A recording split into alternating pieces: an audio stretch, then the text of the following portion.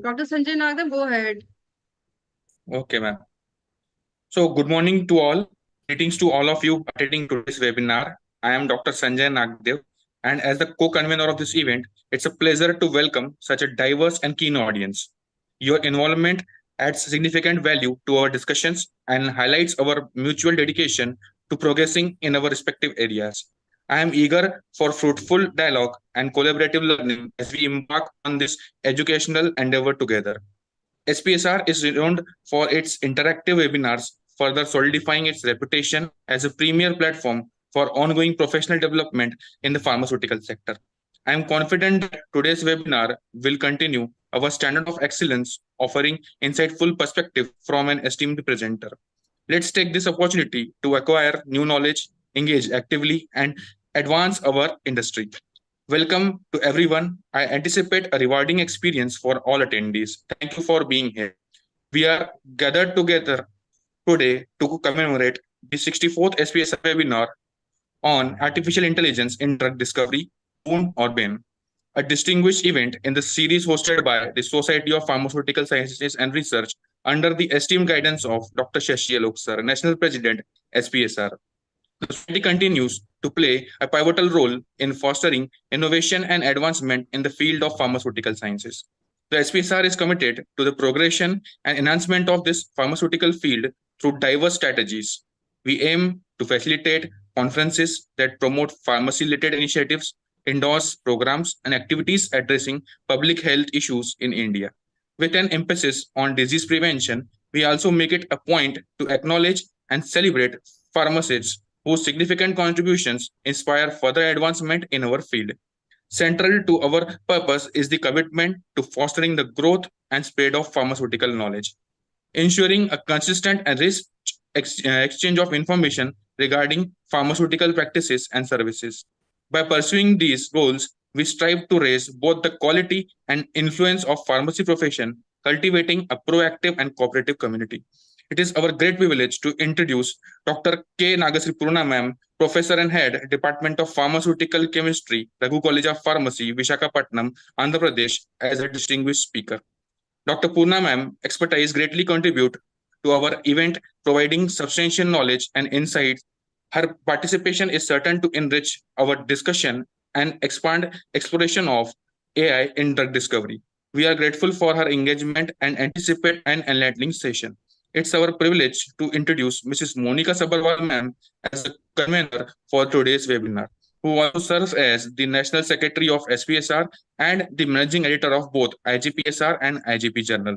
Her significant involvement and leadership in the field of pharmaceutical sciences and research communities are indicative of her commitment to the field. We are grateful to have her guidance in today's session. I am pleased to invite Mrs. Monika Sabharwal ma'am to welcome our distinguished speaker, Dr. Purna Nagasree ma'am. I appreciate Mrs. Yes, ma'am. Over to you, ma'am.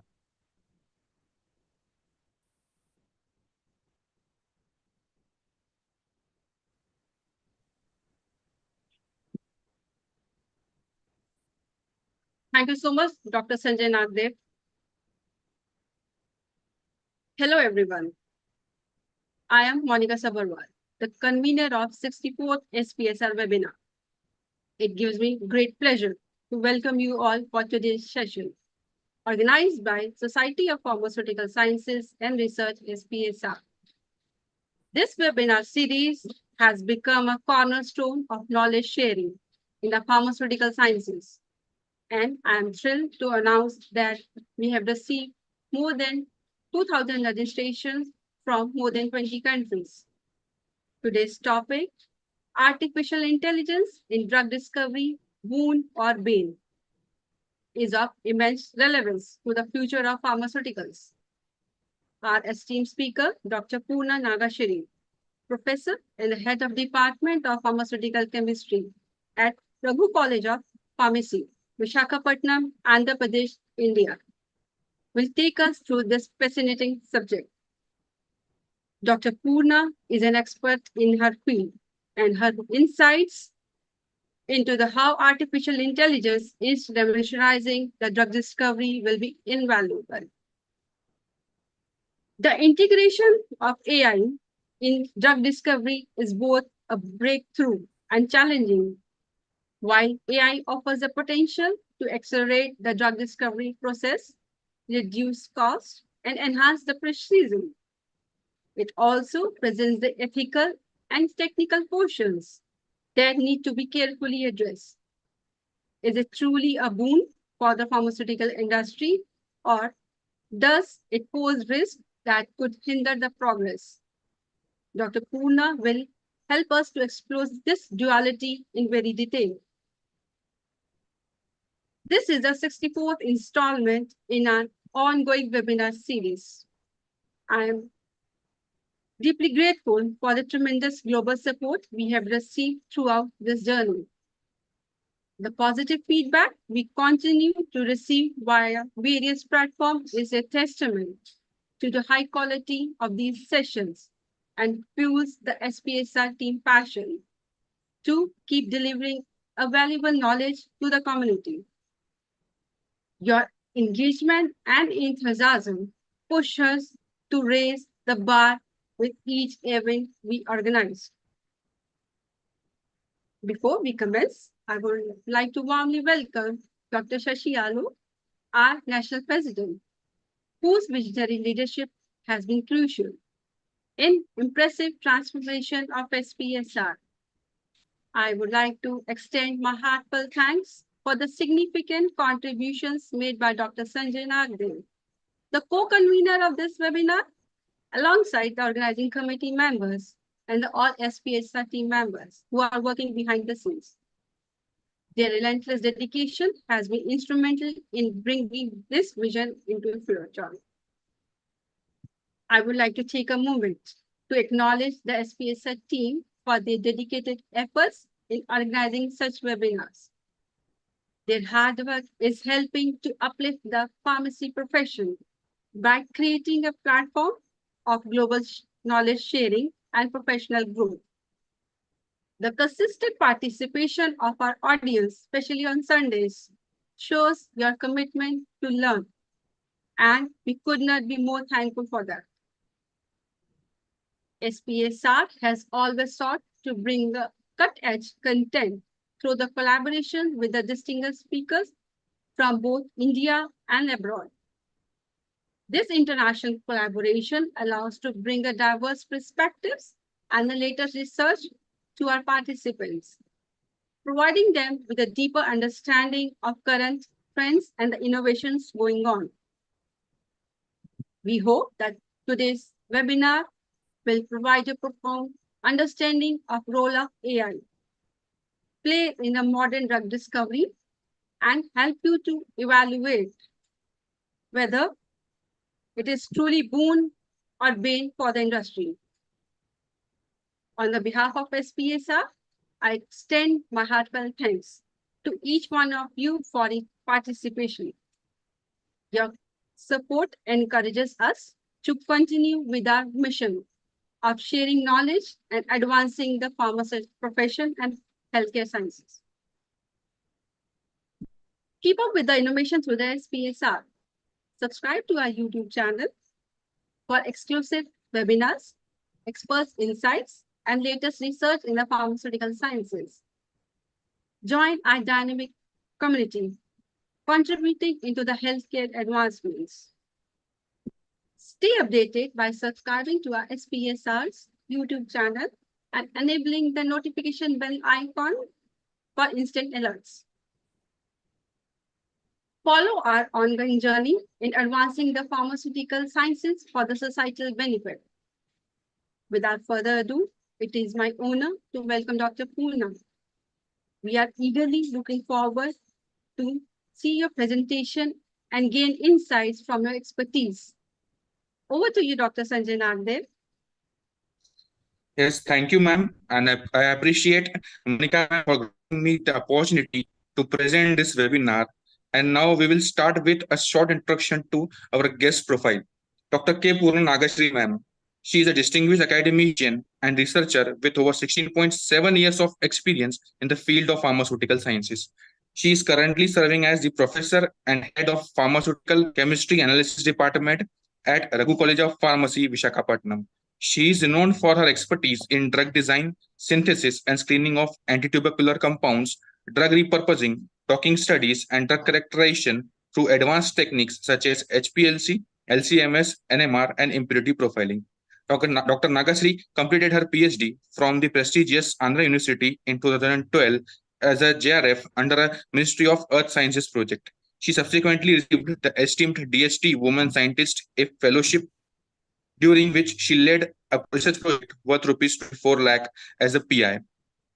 She earned her M.Pharmacy in medicinal chemistry from the reputed BITS Pillani in 2005 and her B.Pharmacy from KVSR Siddhartha College of Pharmacy, Vijayawada, where she was the second topper of her batch and get qualified with 93.54 percentile. Her academic career includes teaching positions at esteemed institutions such as BITS Pillani and Vignan Institute of Pharmaceutical Technology, Visakhapatnam. She is also a ratified faculty and research supervisor at Andhra University, guiding b.pharm, m.pharm, and pharm.d students in their academic and research pursuits. Dr. Nagasree's research credentials include over 40 international and national publications with 282 citations and H-index of 8, and the cumulative impact factor of 33. She has authored one book, three book chapters, including for elsewhere, and holds one patent. Additionally, she contributed to the development of CADD software, Autodocker LE and Autodocker, which has been downloaded over 1,200 times from more than 50 countries.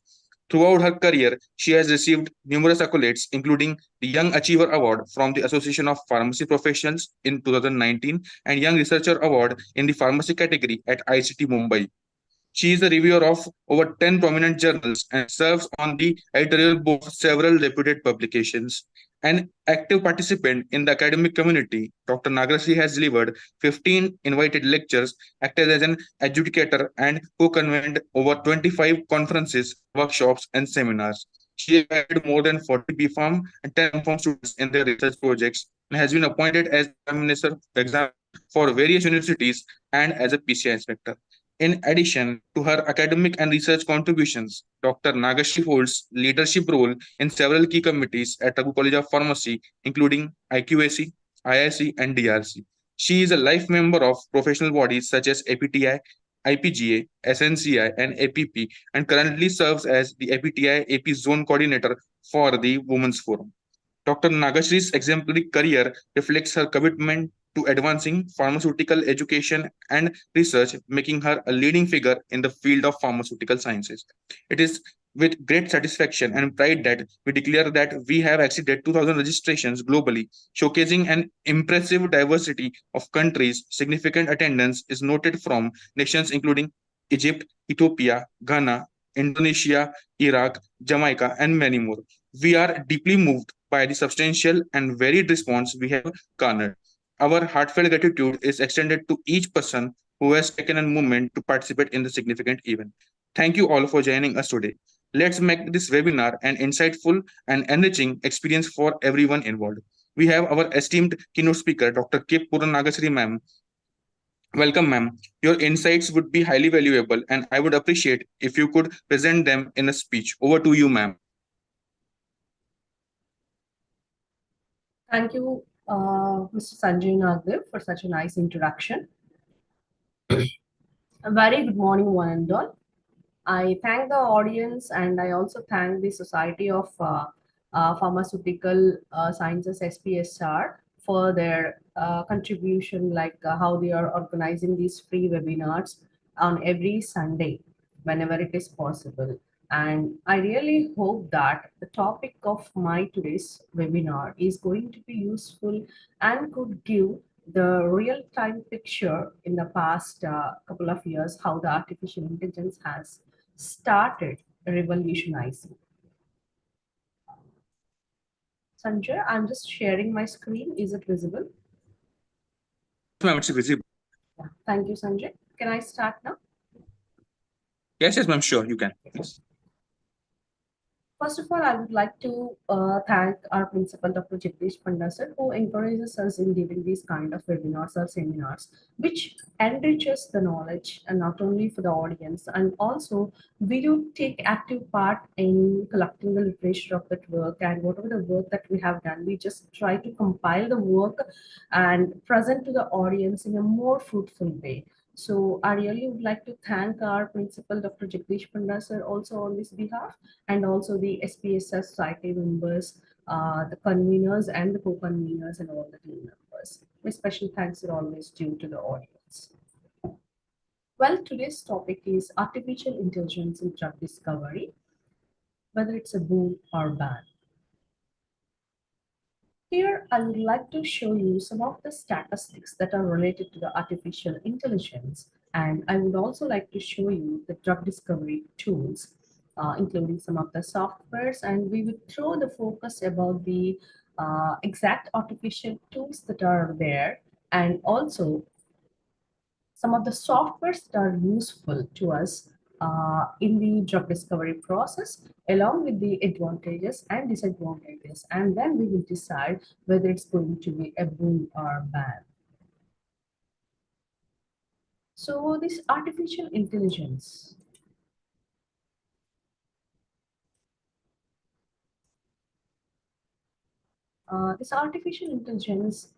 it includes machine learning, deep learning, and also it includes many other subcomponents like artificial neural networks, fuzzy logic, genetic algorithms, deep learning, knowledge-based system. So many things are involved in the artificial intelligence. And when I just think of the artificial intelligence, it's not a term that's buzzing nowadays in 2024 or in 2023 or not after COVID.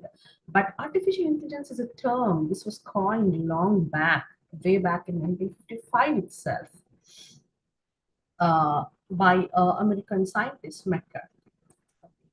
So this artificial intelligence is nothing but whether a machine can mimic the human or not. So in 1950s itself, they used to do certain tests, some things like Turner's test and all. So they used to identify whether during a conversation a machine can behave like a human or not, whether it can mimic the human behavior or not. So it's simply nothing but simulation of the environment that a human is experiencing and mimicking what a human is doing. So if a machine passes in that particular test, they have decided that this particular machine has artificial intelligence. And now in drug discovery process, we are using these artificial intelligence tools to showcase how the internal environment of the body is going to be simulated with these kind of tools, and so that the drug discovery process can be uh, it could be fastened so without any hampering and all. And it's when you just talk about artificial intelligence in humans, so it's like we have embraced the artificial intelligence and we are just flowing with the technology, that's for sure. So today morning and yesterday I was just thinking like this week was a bit hectic for me as I have to go for an external evaluation and then the travel. Then we had this Ganesh Chaturthi yesterday, and today is my webinar, and tomorrow I have to organize another webinar in my college. So it was all like a hectic schedule. So I was just thinking, really, if I have some artificial intelligence driven, some kind of a robot that could help me with my breakfast, that could help me with my household chores and all, so that would be a lot of, relief for me. Okay, that I think every woman who is working and almost most of the people, whether they are bachelors or whether they are working, they do think of this. And of course, we are hearing many voice activating systems like Siri, Heidi, and Alexa, etc. Also, they are a part and parcel of our life now. But whether we can accept them for a long term, or we are going to accept them or the artificial intelligence related things for up to certain time, that depends with us. And of course, in respect to the human intelligence, they can mimic many things and they can mimic many situations, but the human touch will be lost, whether it is in drug discovery or whether it is with respect to a humanoid robots, which are coming impressively in teaching also. Okay, so now there are certain regulatory aspects and there are certain law related aspects which needs to be thoroughly revised to accept this artificial intelligence in the society completely. Well, artificial intelligence to talk of, I think we can talk many more examples, starting with the key opening, starting with our house entrance, whether to open the key or not, you'll have a digital lock system or the iris detection will be there. And once you enter, whether you have to switch on the lights or switch on the fans or switch on the AC or switch on the TV, or you don't want anything, you want a quiet environment, so everything is like driven by the artificial intelligence tools, except that now it is like, they are unable to predict the emotions of a person uh, completely. Of course, research is also at a very rapid stage, like identifying the human emotions, how the artificial intelligence tool or how a robot should respond to. And the Tesla's self-driven cars are another example where that is also making a much progress. So whether all these things which are designed for the comfort of the human, which are designed for the comfort of a human living on earth, whether that is going to be a boon or a ban. So that's what we are going to discuss with few examples with respect to the drug discovery.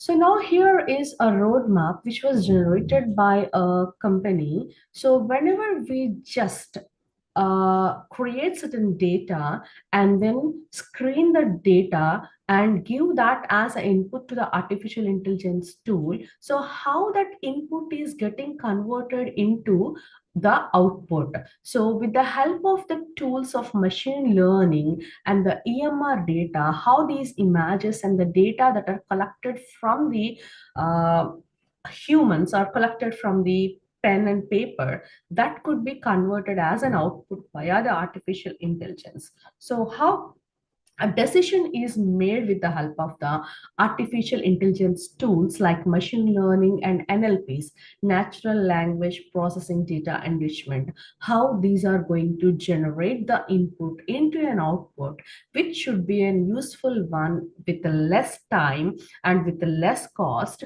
how that is going to make more output.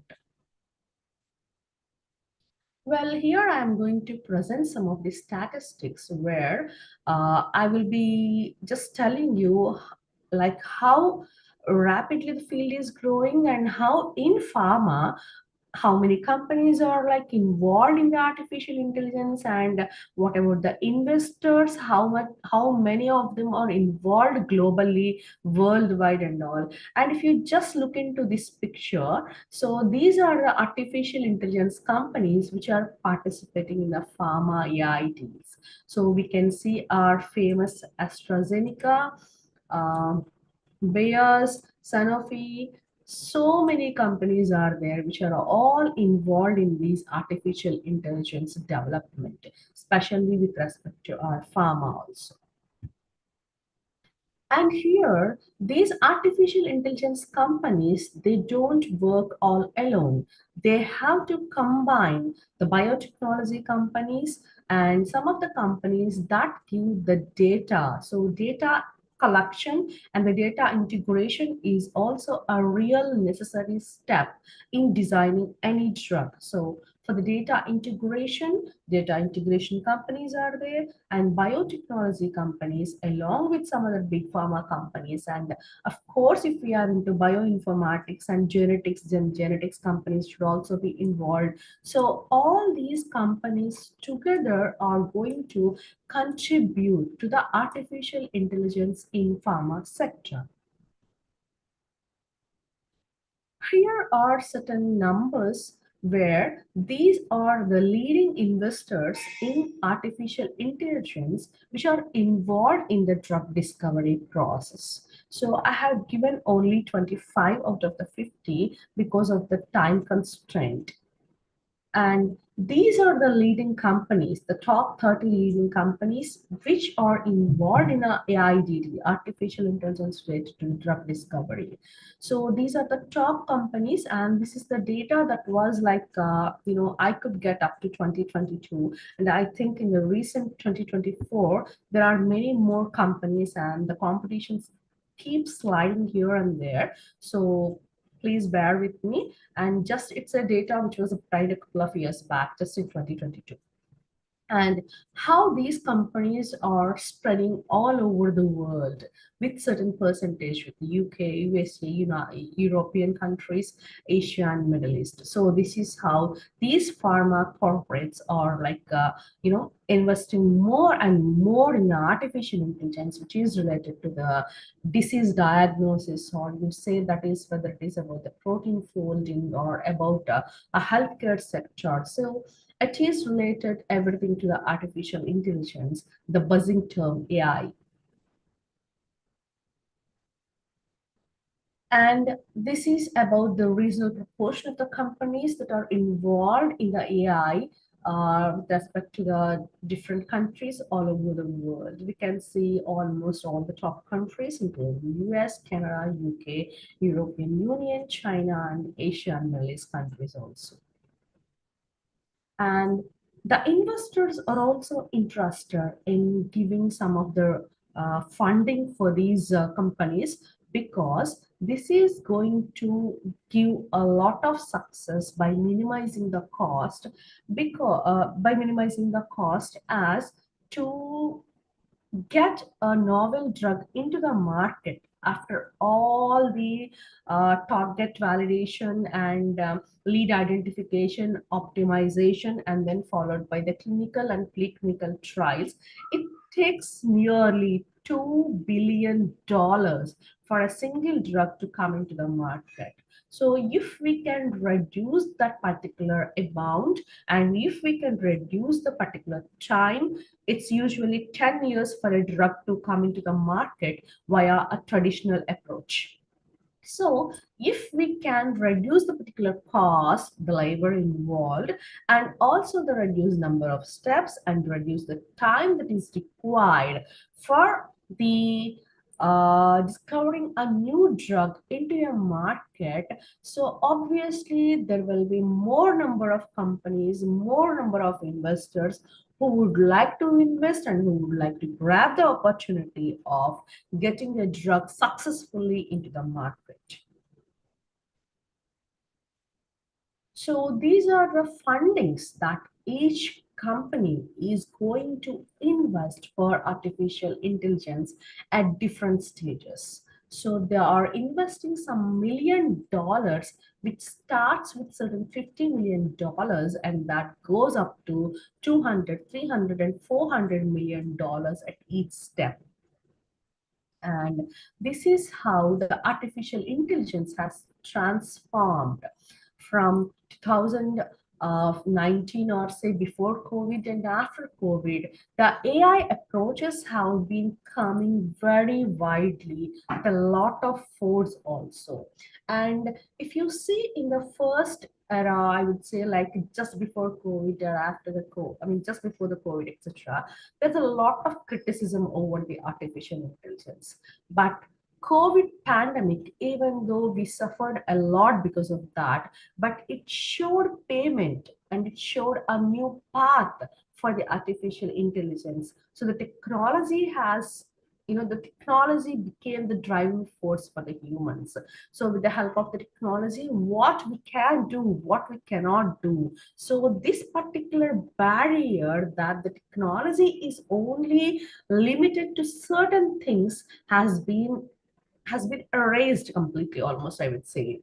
Even though it has undergone many criticisms, then the market cap growth has been increasing. So the companies started capturing the market with the artificial intelligence.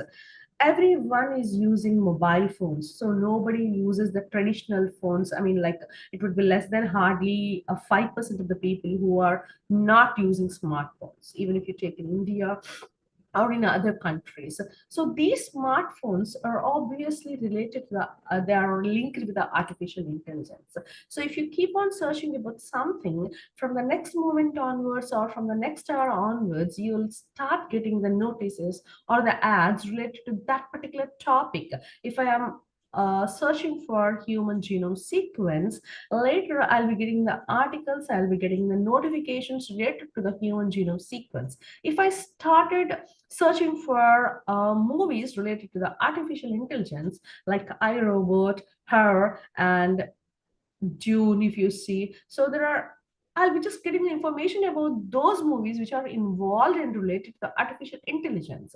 So in that way, we'll say like the humans are slowly addicted because there is a lot of comfort in that. And while preparing any presentations or for for preparing seminars, for preparing your project work, the ChatGPT, even for the introduction of a speaker, you can just always take the OpenAI, okay, which was developed by Elon Musk. And there is a lot of transition from quantity to quality, and then slowly there is a competition that is growing and it's become intense. And now we have the drug design platforms that are many, so with which we have we have to prove our potential, that how well we can utilize these AI startups. And here I would like to show to our audience that in order to create interest in the artificial intelligence, the first ever drug that is discovered and designed using artificial intelligence has passed the phase 2 clinical trials in 2023. And this drug has been given to the patients also by in silico medicine company. And here I just want to show you this drug structure, which is such a simple structure, which has a simple piperazine and a carboxamide is there, and it has a 5-member rings like imidazoles are there. A very simple small molecule with a molecular weight of less than 500 daltons. It has only some 480 daltons of molecular weight, and still it's going to be the first AI generated. I won't use the word generated, it's AI discovered and designed drug by in silico medicine. So this is really I would say it's a blockbuster drug. And how it has started. So before this molecule that was developed by this in silico medicine, before that, the DSP-1181 was also developed.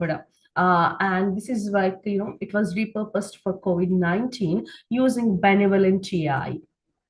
But unfortunately, the drug has to be withdrawn in 2022 because it couldn't clear the phase 1 trials. Later, this INSO 18055 drug, which I have showed you here with a very simple carboxamide groups, piperazine groups, phenyl groups, and imidazole groups. So now this has passed phase 2 clinical trials, and this is the first ever world's discovered and designed antifibrotic small molecule inhibitor. So such a nice drug that they have invested and they have identified using these AI generated tools. So if you just look into the common drug metabolism and pharmacokinetic activity cycle that is involved in the drug discovery process, always we have to start with the target identification and validation. So for the identification of the target, we need to know about the disease pathway. So it was like before the generation of the AI tools and before the rapid growth of these tools. Usually the KEGG pathway is one software that I use, and many of the audience might be using many other softwares in finding the target which might be a protein or an enzyme. So we have to know about the disease pathway. So it could be done either from the literature or pathways like KEGG pathway is also a useful one. Then we have to go for the lead discovery, and this lead discovery is the crucial one where we need to have certain databases.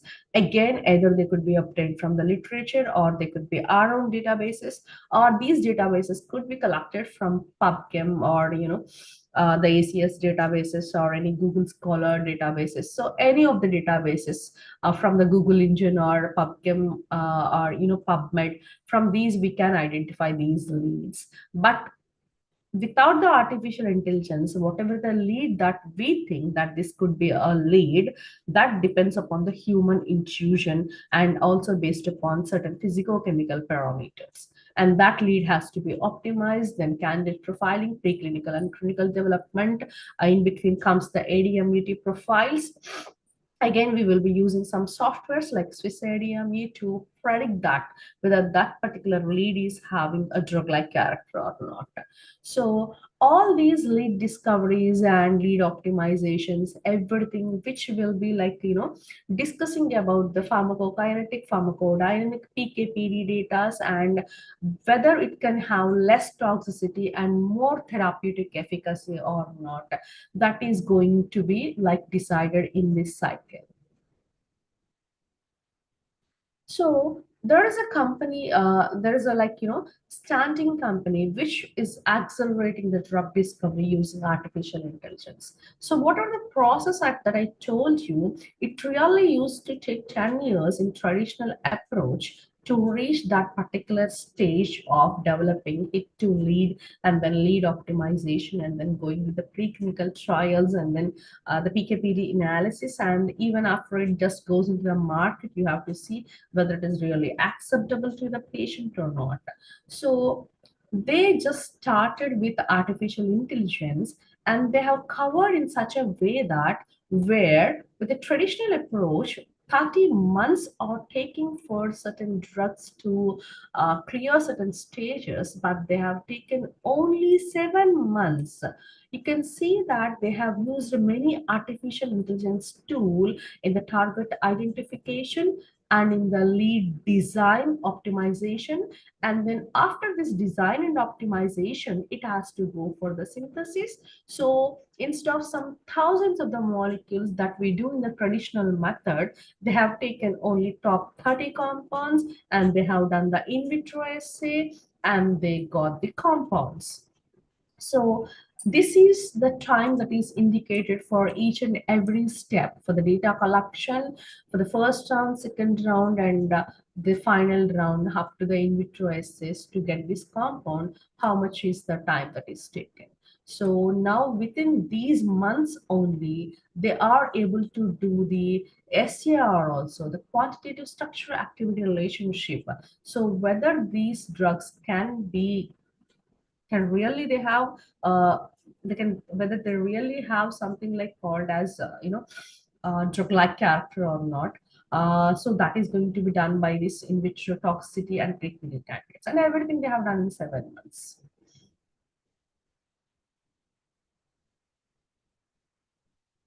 And this artificial intelligence in drug discovery, it involves many fields, and it is also like connected with many things like the drug designing. Again, artificial intelligence tool could be used here. For the drug synthesis, artificial intelligence tool could be used here. And for drug repurposing, where many of the drugs are like, many of the drugs are like whether they are abandoned or the drugs are not in use in the current market, and they might have withdrawn for certain certain disadvantages, etc. But still, for those kind of the drugs, the PK/PD data is available, and um, the toxicity data is available. So when all this data is available, can we try for a novel therapeutic effect for a drug? For example, if there is an anti-cancer drug, and this anti-cancer drug is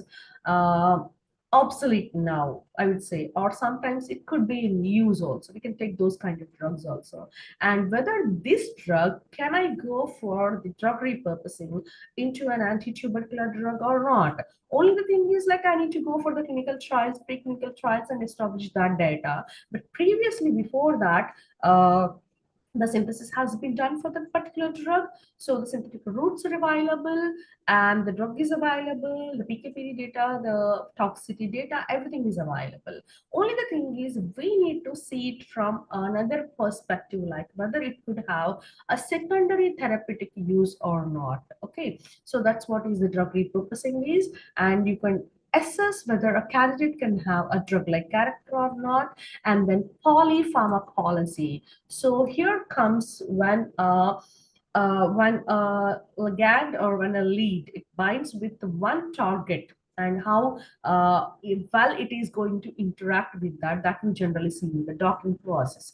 But in case of polypharmacology, the same molecule, whether it can bind with multiple targets and at a time, that means when one target interacts with one ligand, so it takes some time to get the score, and it takes some time to see whether it's going to behave like a drug-like molecule or not, depending upon its interactions with the binding site pocket at the target. So in polypharmacology, we are going to test the same procedure in the same time, but with multiple targets. So with multiple targets, the same compound, whether it is going to show any effect in any target. So we are not going to go with one in one, not one to one. We are going to go in a way that one molecule interacts with 10 molecules or 5 molecules or hundreds of the molecules at a time, hundreds of the targets at a time. So this is polypharmacology, which can produce the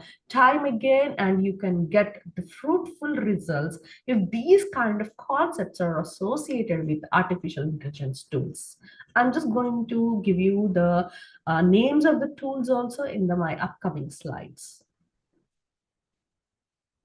So this is a brief graphical abstract how the artificial intelligence is involved in drug design and discovery. So it is almost related to our previous thing, like via a traditional approach, how we are going to go for the target identification, target validation, then followed by the lead identification, optimization, the hit to lead development, and then followed by the ADMET parameters checking, and then docking studies, then preclinical development.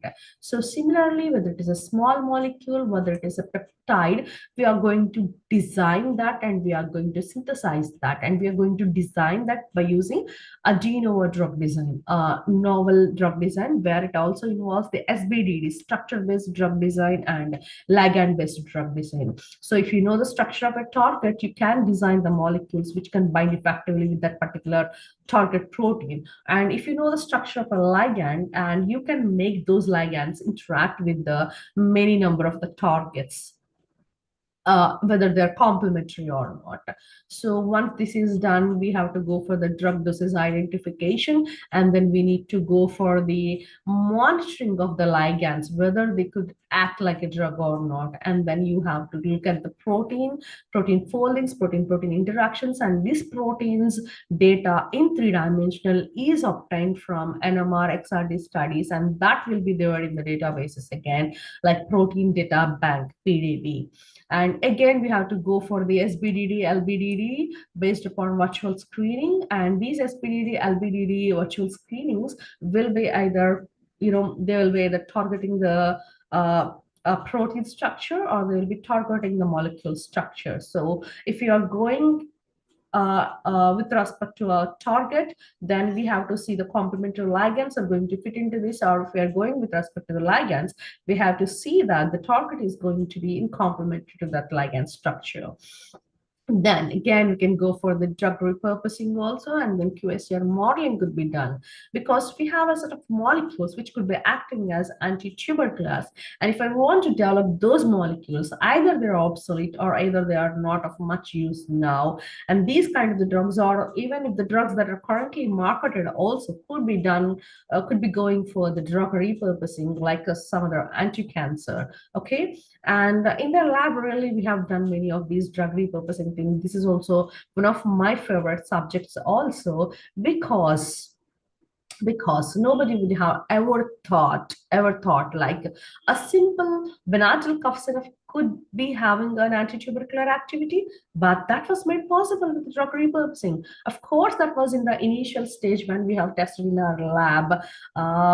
And this kind of drug repurposing, really, it poses a great, it gives, there is a long potential, there is a lot of potential for the drug repurposing studies, provided we have to do it with a good rationale. And also, I think now recently also we are hearing many drugs like an anti-cancer into an antiviral, or antiviral into an anti-cancer. So many drug repurposing studies are going on, and in the academics there are many drugs that were being like repurposed with the help of the computer aided drug design, and many papers were there.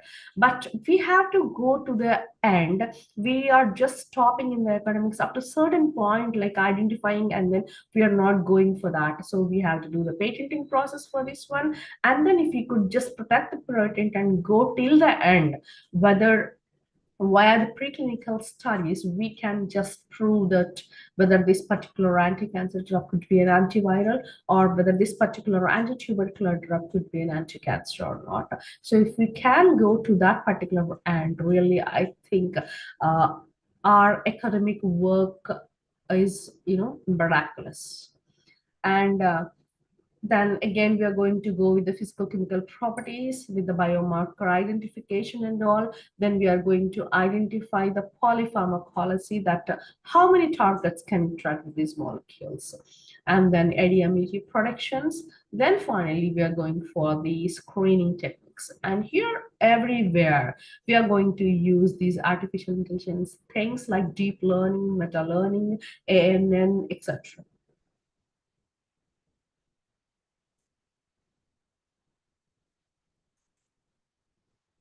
Now, this artificial intelligence, it's really going to have a lot of way to go.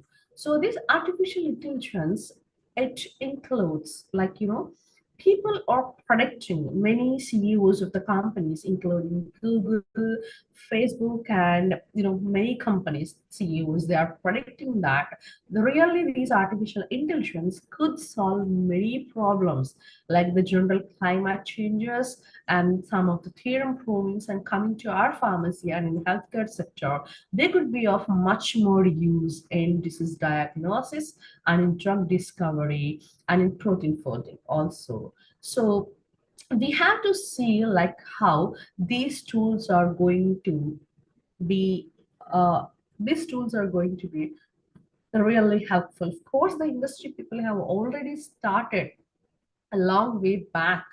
But with respect to the academics, because I'm an academician, so I would like to see the progress of artificial intelligence tools in the drug discovery, which should come in handy. Okay, if there is an artificial intelligence tool somewhere on the Google, whether I can access that one or not, and whether I can afford that tool or not, because many of the tools are really costly also. Okay, so if I can access that tool and if I can afford that tool, then using that tool, I can go for some application oriented things. So this is what is happening with respect to drug discovery, disease prognosis, and diagnosis. So let's just focus about some of the intersecting points of the artificial intelligence and drug discovery. So always, the artificial intelligence, which includes this predictive modeling and machine learning, it is based, you know, it always tries to go for the better target identification.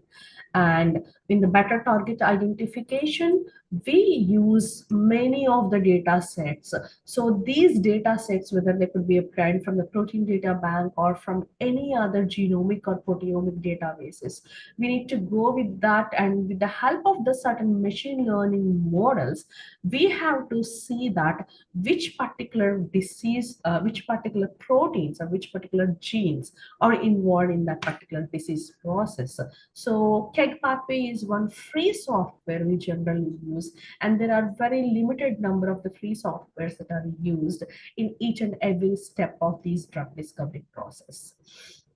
And with respect to the lead compound discovery, so we have to go for these chemical libraries, the compound libraries, which will be involving a lot of chemicals, and a lot of chemicals that are segregated based upon their structure, I would say, or based upon their physical chemical properties. So from that, if we can just screen the compounds from those compound libraries, and whether we can get a good lead from that or not, that's where like we will be working. And then the QSTR modeling, so using again Schrodinger plays a major role here in many of the techniques and all. So here, with the help of the COMFA and COMS here, the comparative molecular field analysis and comparative molecular structure indices analysis in 3D QSTR, we can just, with the help of these machine learning models, again, you can train the computer in such a way that a training set will be there, and based upon the training set, again, you have to predict the activity kind of things in a test set. So for this, to generate these, to train the computer, to train the machine, to train this computer in giving the best possible results, the system has to be trained. First of all, the machine has to be trained. So for that, again, there are certain machine learning models, so that we can get an optimized biological, an optimized molecule which would have the good biological activity with the good safety, I would say, the less toxicity. Then in the optimization and the synthesis protocol. So here the synthesis protocol is the one which takes a lot of time, and which takes which takes much more time as well as cost also. Because if a synthetic route is predicted nicely, if a synthetic route is like if it is an optimized one, then we better go in that 6-step process of the synthesis, or an 8-step process of the synthesis. If that synthesis route is not identified properly, we will be wasting a lot of time and effort in predicting that synthetic route itself. So now there are so many tools which could predict the better synthetic route for the compound, and once the lead compound is identified, in optimizing that before the synthesis also, so that it will have optimized properties. Then we are going for the clinical trials and repurposing. So these clinical trials which are involved with the repurposing, we can just go with the available data, as these drug candidates are already having a lot of data, and the synthesis is also readily done for them, and you can directly go for the clinical trials. Now, data management and then integration. The computer-aided drug design here, it plays a major role in generating lots and lots of these data. So there will be so many data that will be available, but we have to be selectively taking care of these data, like what kind of data we really need, so that these data could give us a potential hit, and that could be developed into a lead. Okay, so many of the traditional methods that takes a lot of time in the integration of these data sets.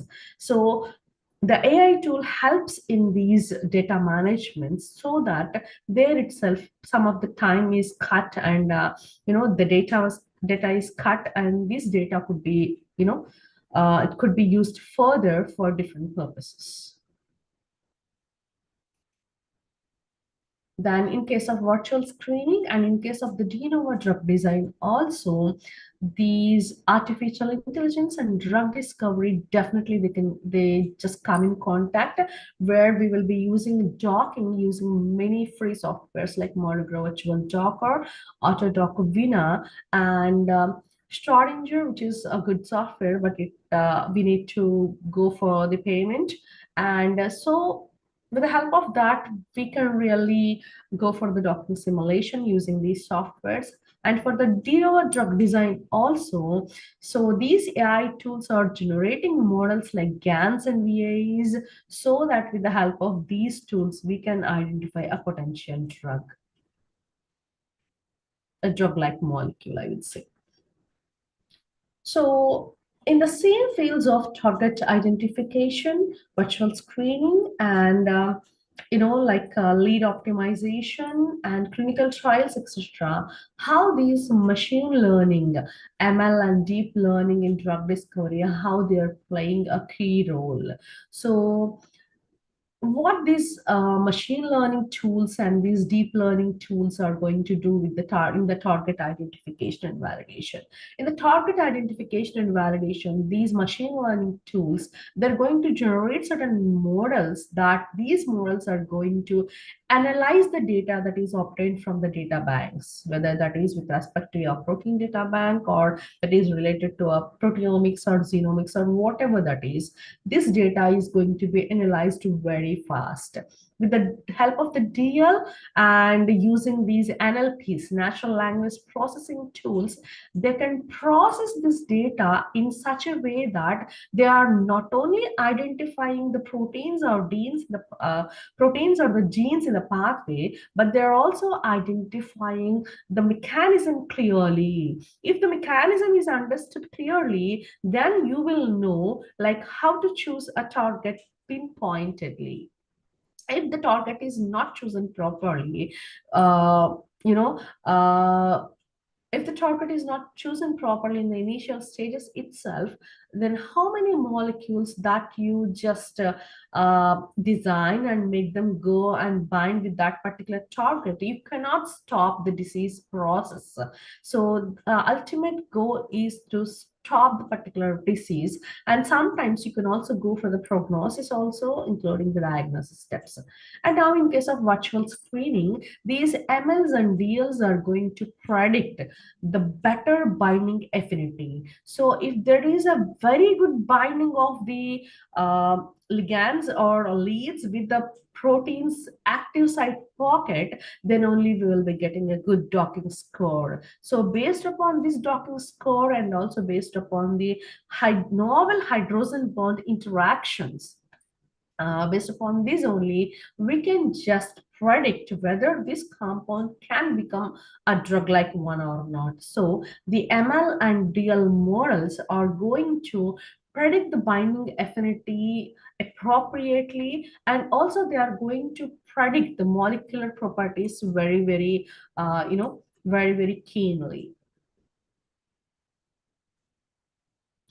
So this de novo drug design, again, generation of a new drug with the help of structure-based SBDDs or LBDDs. So here, these new molecules are going to be designed with the help of the desired properties. That means I want the safety and I want the efficacy for this drug-like molecule to be in this way. So I can just give my required properties, and then I can ask this AI tool to develop such kind of a molecule so that it should have good therapeutic efficacy, low toxicity, and selectivity will be there, and binding affinity has to be, the binding affinity has to be optimized, and it should have good PK/PD data also. So these are all my, requirements that I give for the de novo drug design. And with the help of these MLs and DLs in the AI artificial intelligence, I can have a drug-like molecule.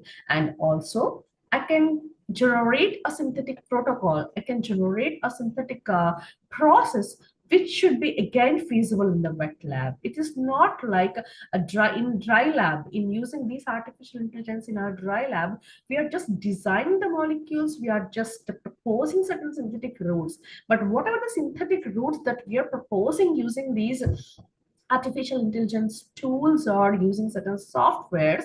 These synthetic protocols has to be, well applied into the wet lab, and we should be able to do that one. So for that, the molecule should have drug-like properties, and also the route should be feasible one in the wet lab. That means the route that has been developed by artificial intelligence should be one that should be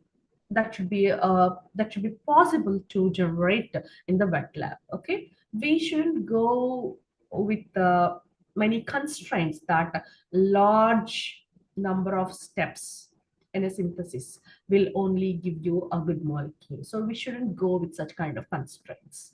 We should only think in such a way that whether we can make a drug-like molecule or not, and this drug-like molecule can be synthesized in a wet lab effectively or not.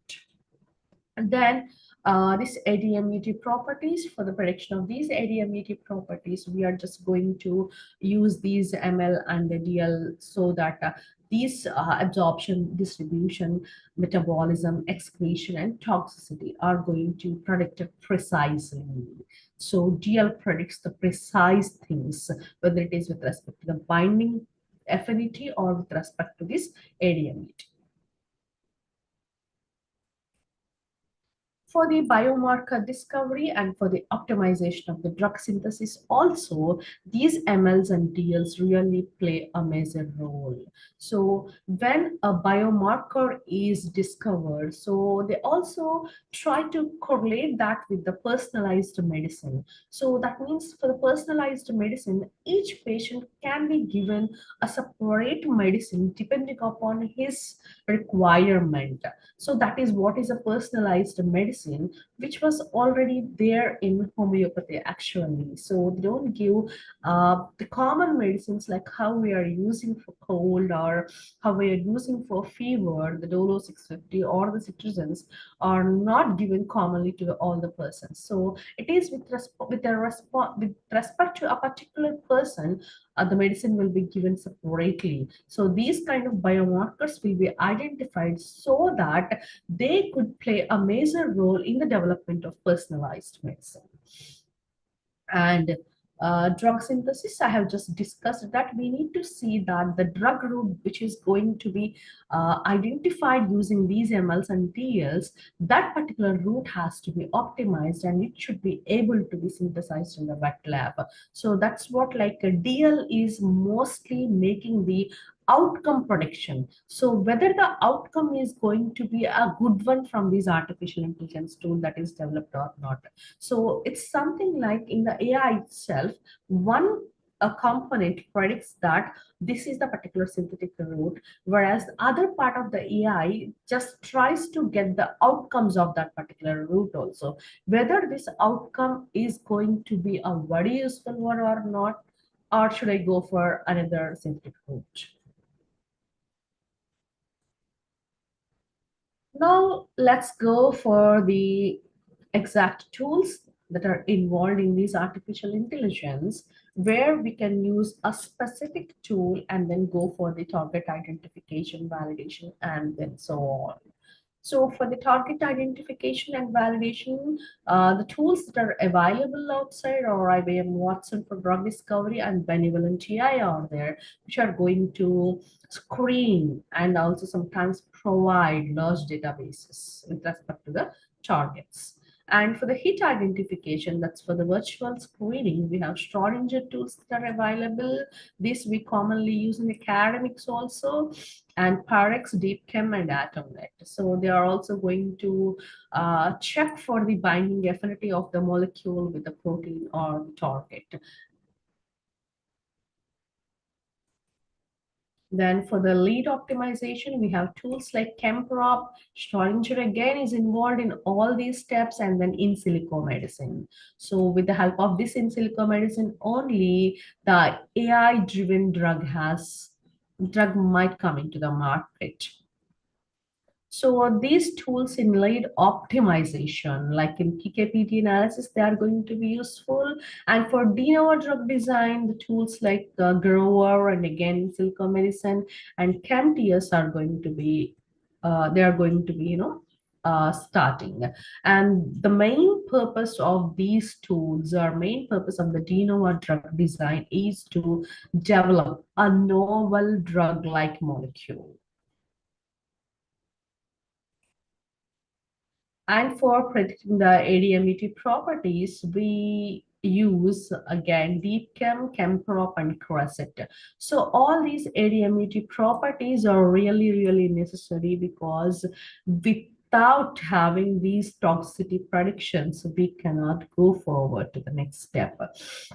And for the protein structure prediction, so here is the one which is very, very crucial for the target, that I would say a protein or enzyme.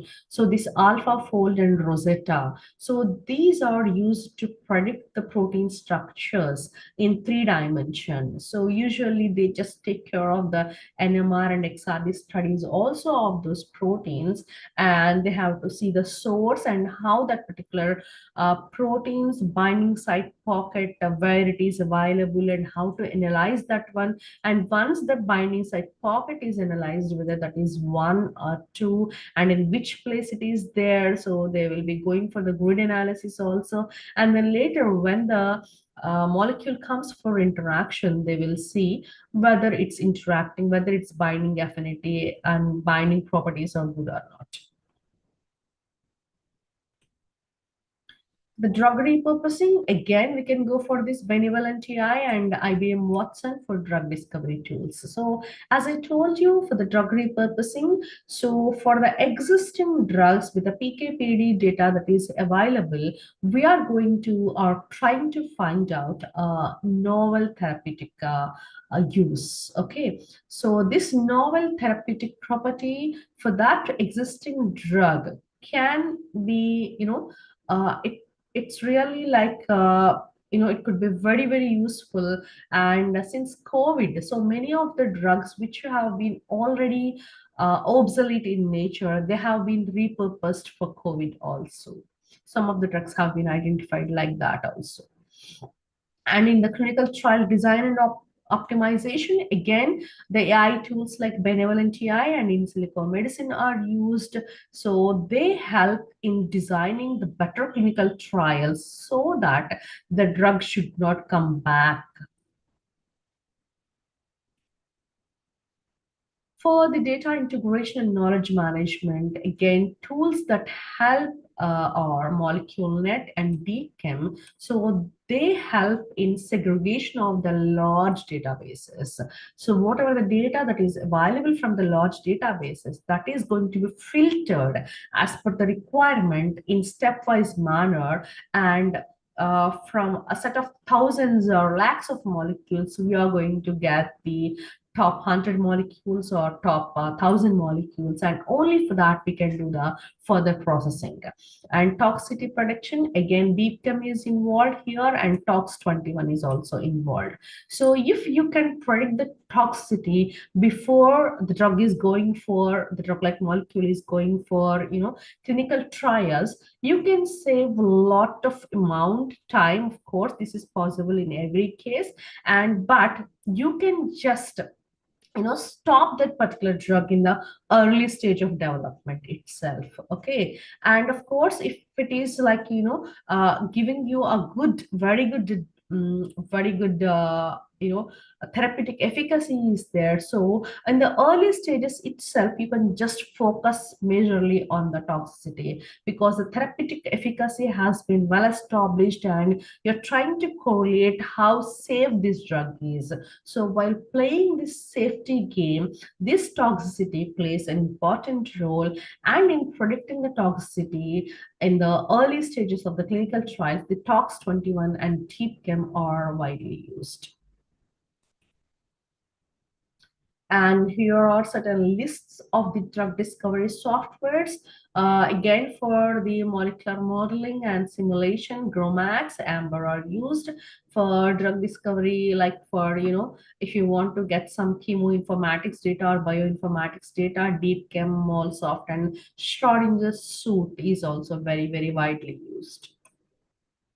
Then for the data analysis and integration, like NIME and Citrine informatics are useful, and for predictive modeling and virtual screening for docking, Autodoc and Genius.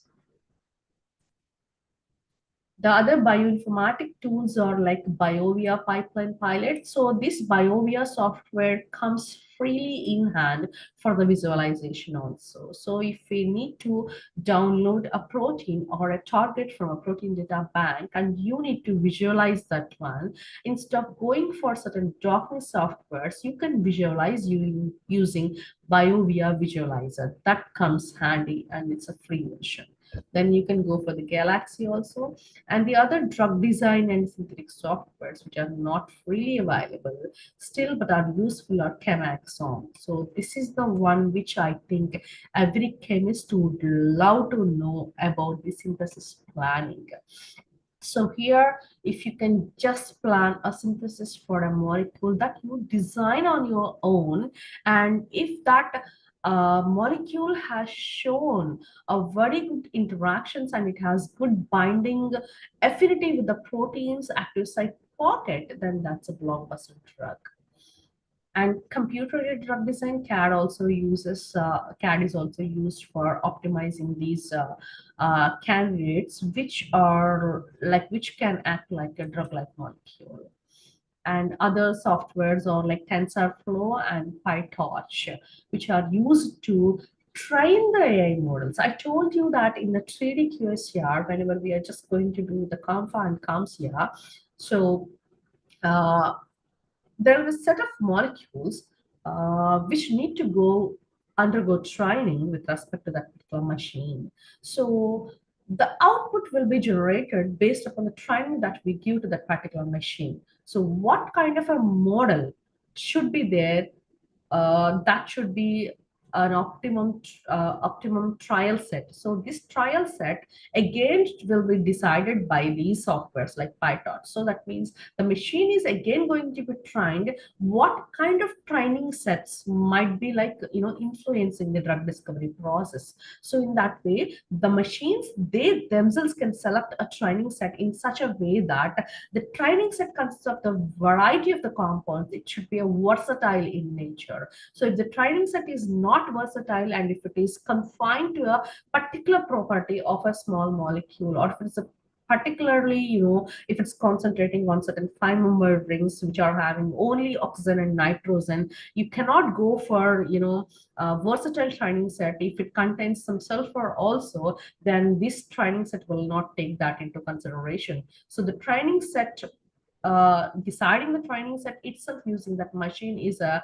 Herculean task, I would say. And if these softwares are like really, really working well, they should be able to generate and get certain training models for these machines, so that with the help of these training sets, the machines are going to give the very good output with the test sets.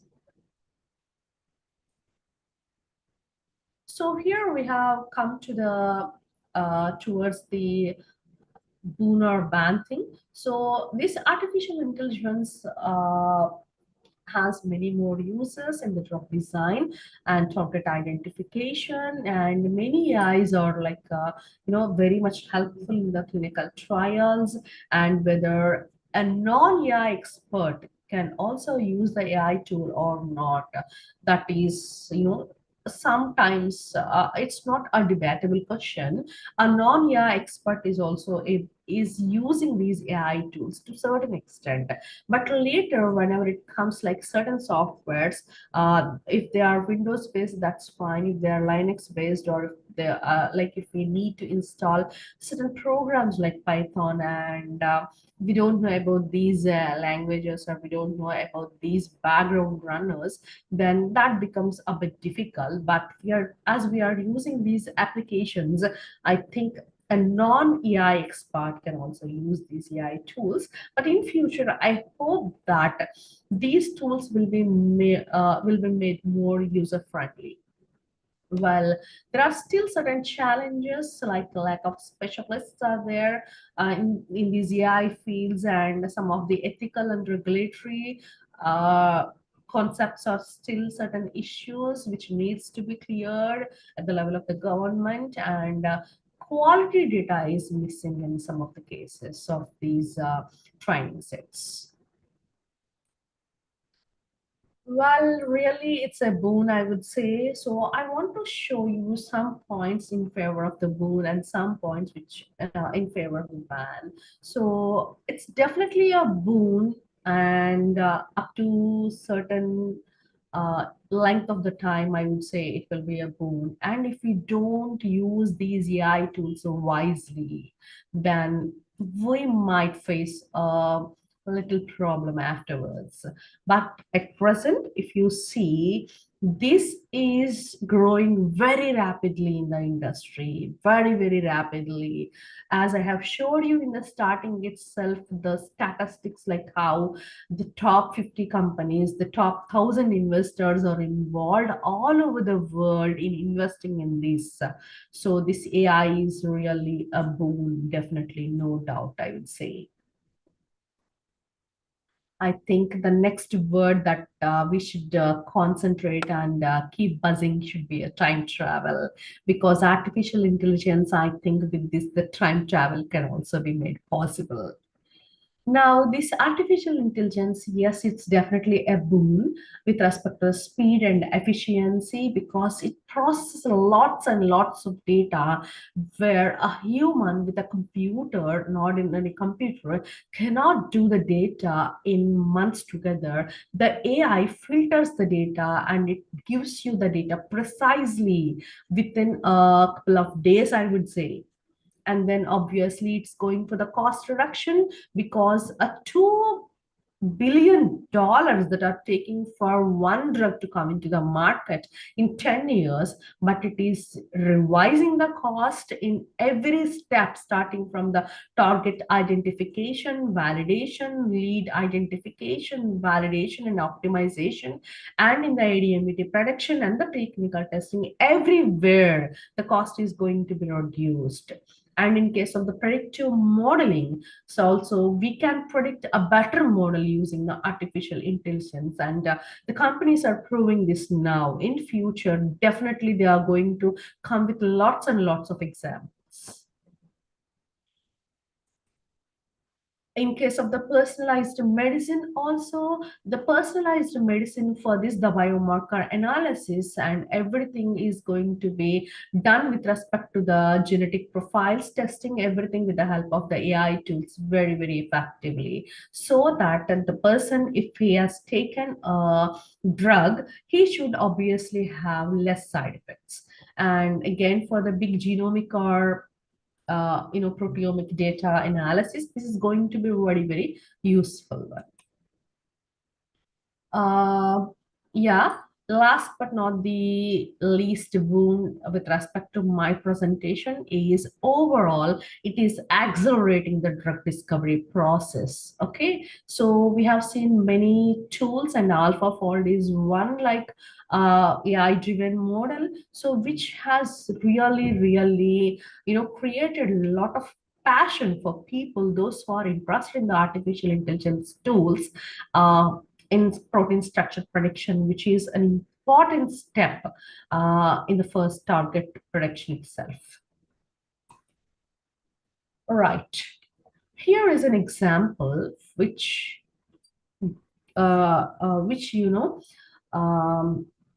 tells you how it's a boom. So Deep Genomics has started a AI-driven platform, and they want to test an oligonucleotide for Wilson disease. Okay. In this Wilson disease, when they started developing that particular drug-like candidate, they have developed this in very, very less time. That is less than 18 months. But whereas without these artificial intelligence, I would bet that this really takes years together. Okay.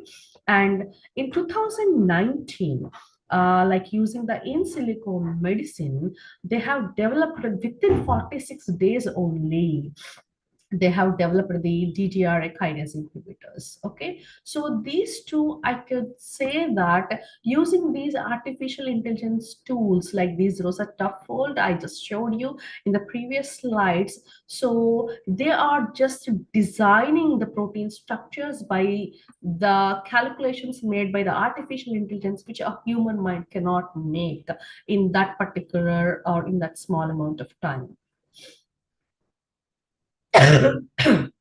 Now, it's a ban also, of course, with respect to few aspects like data quality and bias. So I told you that whenever you are giving a training set, whenever you are making a large number of compounds as the training set, if that training set doesn't contain good qualitative compounds, and if you're biased, the data will not be qualitative. In fact, it would be quantitative. So that is a major hurdle in case of the AI in respect to the drug discovery. And of course, ethical concerns are always posing greater risk, like to how far this AI decision making process should go, like to which particular step we should limit this AI. That's not yet, resolved. And some of the regulatory challenges also with respect to the acceptance in the society and also for the market entry, the regulatory challenges also needs to be cleared for these AI approved drugs. And the dependency on technology should not be more if you are like dependent on the technology more and more, and if it is 100% on the technology, then definitely we are missing the human touch. I would say that if there is a mother and a baby is there, how the baby feels the touch of a mother, if the touch of the robot, if the touch of the housemaid, that entirely creates a different bonding. Okay, the bonding will be different, whereas the bonding with respect to the mother and the child, that is an inseparable bond. So we shouldn't make some compromises with respect to those bondings. So dependency on technology is required when a human cannot reach that one or a human cannot perform in those aspects. But in other cases, the human intuition and the human brain should not be neglected. So this is another condition why the AI can be a burn. And high initial investment. Of course, the companies are they want to play with the artificial intelligence tools, hence they are like they are investing a lot of money into this one. Yes, large companies and companies like Novartis, Google, uh, you have seen many companies, they're all investing, and many more companies are also coming forward to register themselves in the R&Ds and to make the R&D work with respect to the AI tools. So this definitely needs uh, high level infrastructure, and you also need some persons who are like experts in handling these AI tools. So those two doesn't come at a cheaper price. So for smaller companies and for in developing countries, still this cost thing is, I would say, a hurdle to overcome. And I hope definitely that is going to be overcome in a couple of decades. So here I have just summarized the challenges in detail, how these data are related to these, what are the different problems related to the data collection, screening, and their reproduction and model generation, the language problems, AI adoption. So how these are like posing certain threats and they are limiting the use of the AI tools. So these are the challenges in the AI.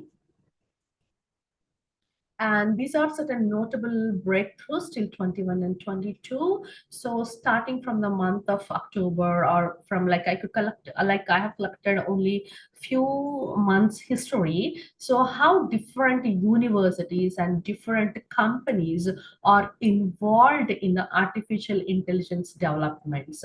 Like this, we have discussed that in Silicon Medicine has developed a potential candidate to treat the kidney fibrosis, an anti-fibrotic drug using the AI generated things. And University of Washington also developed a Rosetta Fold. So with that, we have seen like what it could make. And these are the other datas, like how the other companies like AstraZeneca, Merck, Pfizer are all like involved in the CI gaming.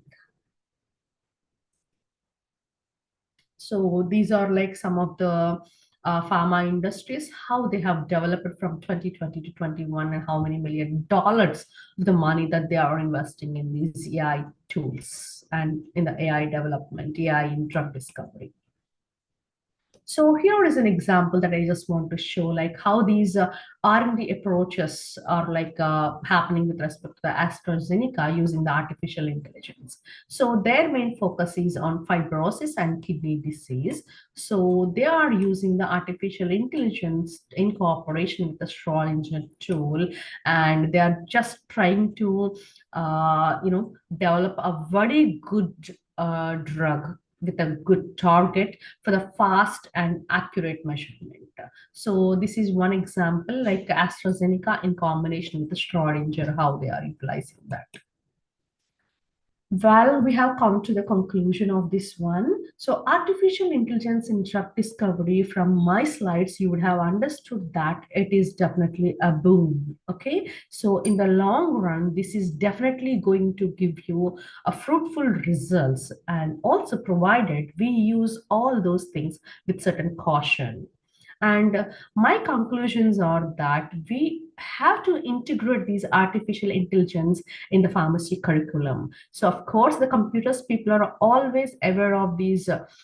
The computers branch associated with artificial intelligence is already there, but in pharma field, especially in the academic curriculum, the artificial intelligence has to be introduced as a part of the curriculum. Okay, and there should be more and more free AI tools have to be made available, because there are very less number of the AI tools that are freely available. And whenever just I go for like I just heard with my colleagues that they go for picture drawing and all, they use tools like biorender and all, but it only gives some 2 pictures at a time with one mail ID. So they cannot go for drawing more number of the pictures for the publications using the AI tools also. And the last thing in my conclusions, but not the least one, is that we need more funding for generating or for doing these AI generated pharma projects. So if we could just make these things possible and feasible in a couple of years, I think we can do really many wonders with certain caution and with precautions. So these are my references, recent and the previous ones. So this is my talk for today, and thank you very much. And thank you very much for your patient hearing. Yes, thank you so much, ma'am, for such a wonderful session and very insightful session. Actually, I had number of questions in my mind before starting this session, but in last 8 to 10 slides, you have almost answered all the questions regarding that privacy or data security issues and ethical considerations. But at last, I have one question in my mind, or maybe it is not a question. I want to know about just an opinion. Can AI drug-driven discovery completely replace traditional methods, or will it always require human oversight? Yeah, companies are more interested. Okay, so they want to make more AI driven drugs because less time, less cost. That's their motto. So they want to produce a cost effective drug. So in future, I think definitely they will replace. But as a human, I will not 100% accept this drug. Nice. Okay. Thank you so much, ma'am, for this wonderful session. So let's moving toward the concluding session. As we conclude today's insightful session on AI in drug discovery, it's clear that AI holds immense potential to revolutionize the pharmaceutical landscape, from accelerating drug development timelines to enhancing precision in targeting diseases. AI is undoubtedly a powerful tool that can bring significant breakthroughs. However, like any transformative technology, it comes with challenges. Whether it's data privacy, ethical considerations, or the need for the human oversight to ensure accuracy and safety. What we must remember is that AI is not a replacement for human expertise, but a partner that can augment our capabilities. By embracing this technology with the right regulatory frameworks and collaboration between AI experts and pharmaceutical professionals, we can harness AI as a boon in our quest to improve global healthcare. We are deeply thankful to Dr. Shashi Alok Sir, National President of SPSR, for honoring us with this presence. We recognize and appreciate your commitment and guidance, and we offer our profound thanks for your significant input. We are really thankful for the contribution of our keynote speaker, Dr. K. Purna Nagasree ma'am, whose expertise provided us with a valuable understanding of artificial intelligence in drug discovery. We also acknowledge our convener, Mrs. Monika Sabharwal ma'am, for her critical role in organizing this event. Our gratitude extends to all the participants for their joint effort, which has expanded our knowledge and encouraged cooperative learning. Your combined efforts have made this webinar successful, and we anticipate further collaboration in enhancing pharmaceutical sciences and research. We are grateful for your significant involvement in the 64th SPSR webinar. Your engaged participation and input have been essential, and we eagerly anticipate collaboration on upcoming initiatives aimed at enhancing healthcare and well-being for everyone. Once again, thank you all our esteemed speaker and attendees for making this event a success. We look forward to your continued engagement in our future discussions. Stay connected, stay innovative, and together let's continue to the enhance healthcare outcomes for all. Join us for our upcoming 65th SPSR webinar on AI-driven predictive modeling in drug discovery, boosting accuracy and speed in identifying drug candidates. Our team speaker for this event will be Dr. Nitish Kumar Jain, sir, Professor and Head, Department of Pharmacology from Modern Institute of Pharmaceutical Sciences, Indore. And to register for this webinar, please see the registration link in the description box. Have a wonderful day. Thank you. Thank you so much, ma'am, for this wonderful Thank session. you. Thank you so much.